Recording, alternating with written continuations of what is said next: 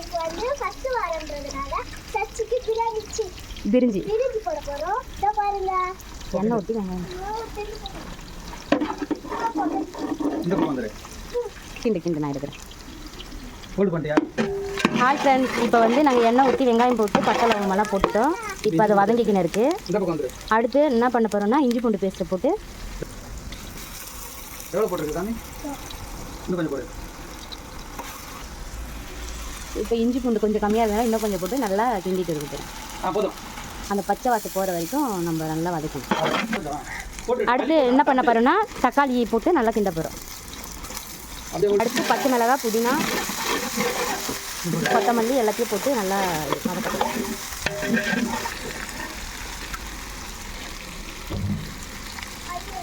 வருதுன்னு பார்க்கலாம்.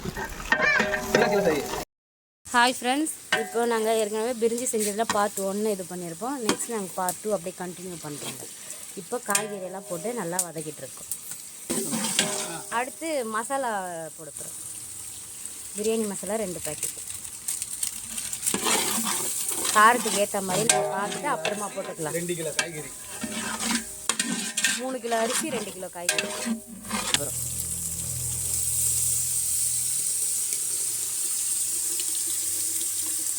அனுப்பாட்டு போதும். இப்போ நல்லா வதக்கி வச்சுக்கலாம்.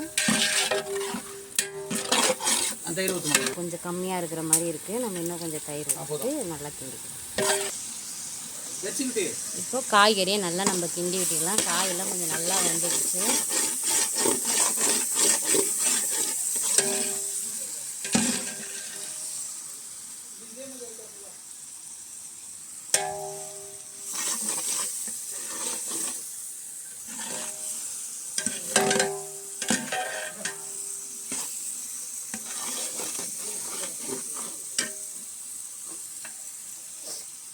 உப்பு கொஞ்சம் இப்போ கம்மியாக இருக்கிறதுனால கொஞ்சம் உப்பு சேர்த்துக்கலாம்.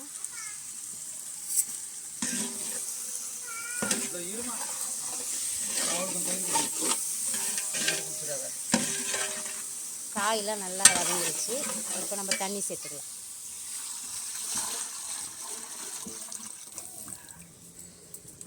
தண்ணி சேர்த்து நல்லா கிண்டி விட்டுட்டு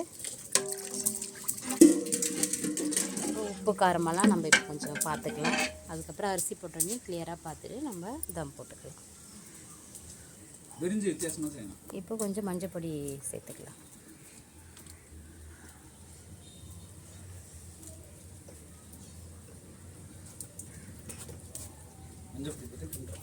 மஞ்சள் பொடி போட்டுட்டு நல்லா கிண்டி விட்டுக்கலாம்.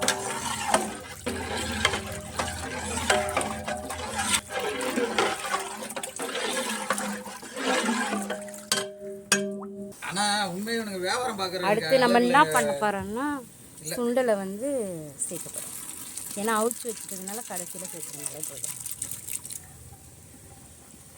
நல்லா கொதிச்சுன்னா அதுக்கப்புறம் நம்ம அரிசி போட்டு தம் கட்டிடுவோம். ஏற்கனவே நம்ம சுடு தண்ணியில் வந்து பாஸ்மதி ரைஸை கொஞ்சம் ஒரு கொதி வர அளவுக்கு வேக வச்சு எடுத்து வச்சுருக்கோம்.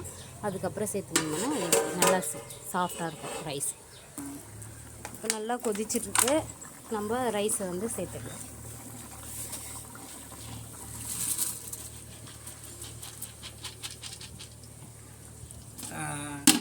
அப்போ இவன் பேசி வச்சுட்டு தான் நம்மள்ட்ட மூவ் பண்ணியிருக்கான். அரிசி போட்டாச்சு. முடிச்சுட்டு நல்லா கிண்டிட்டு ரெடி பண்ணிக்கலாம். நல்லா கிண்டி விட்டுக்கலாம். அந்த சுண்டலில் நல்லா கலரி விடும்.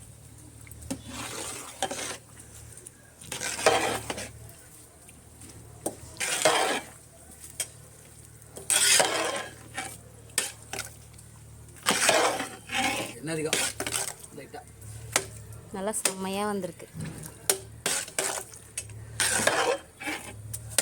சாப்பிட்டு பார்த்துட்டு நாங்கள் எப்படி இருக்குதுன்னு சொல்கிறோம்.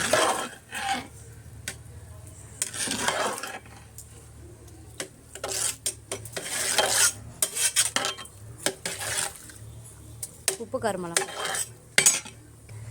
இப்போ நம்ம உப்பு காரமெல்லாம் கரெக்டாக பார்த்தாச்சு.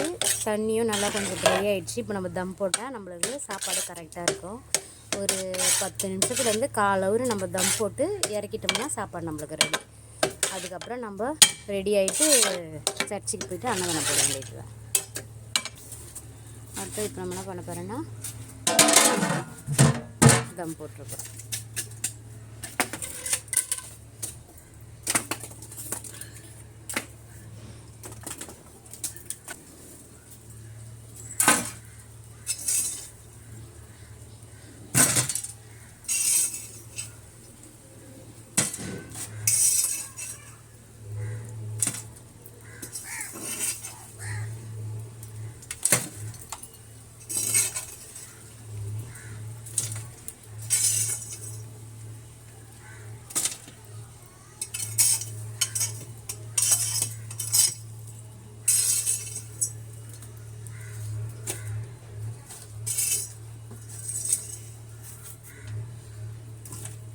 வெயிட்டுக்கு நடுவுல வை. நம்ம செங்கலை தூக்கி வச்சிடலாம். சுற்றி 2 செங்கல் வைக்க என்ன கூட காசு போகுது. இந்த வாரம் ஒன்று வை. எப்பா செல்லு அங்கே வந்தோடனே சொல்கிறாய். நீங்க வீட்டு விட்டு ஸ்கூல் எல்லாம் வெயிட் பண்ண முடியாது. பெற்றோர் தான் ஆசிரியர். எனவே பெற்றோர்கள் இந்த தலைவர் தலைவர்களுக்காக இந்த டைட்டில் அழகாக அமைச்சிருக்கிறது. இதனால் 2வது ஆசிரியர். எல்லாருக்கும் ஒரு கருவை எழுதி ஆணுவை அமைச்சிருந்தோம். ஆக்டிவிட்டீஸ் பெற்றோர்களுக்கு ஆசிரியர்களுக்கு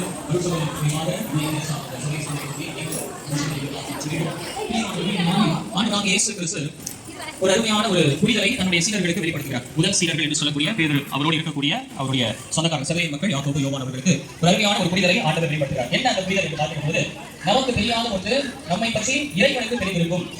நமக்கு தெரியாத ஒன்று நம்மை பற்றி யாருக்கு தெரியும்? கடவுளுக்கு தெரியும். நம்மளை பத்தி யாருக்கு தெரியும்? நமக்கு ஓரளவுக்கு தெரியும். தெரியுமா? உங்களை பத்தி உங்களுக்கு ஓரளவுக்கு தெரியுமா? சாக்ரட்டிஸ் சொல்வாரு நோ தைசெல்ஃப் அப்படின்னு சொல்வாரு. இப்போ நம்மளை பத்தி நமக்கு எவ்வளவு தெரியும்? ஓரளவுக்கு தெரியும். அதுவும் அந்த ஒரு சூழலுக்கு நாம் உட்படுத்தப்படுகின்ற பொழுதுதான் நமக்கு அது தெரியும். யாராவது எனக்கு ரொம்ப டென்ஷனாக போது என் அறியாம ஒரு கோவம் வெளியே வந்துருப்பாங்க. அப்ப என்ன சொல்லுவோம்? ஐயோ எனக்கு எப்படி வந்ததே தெரியும்.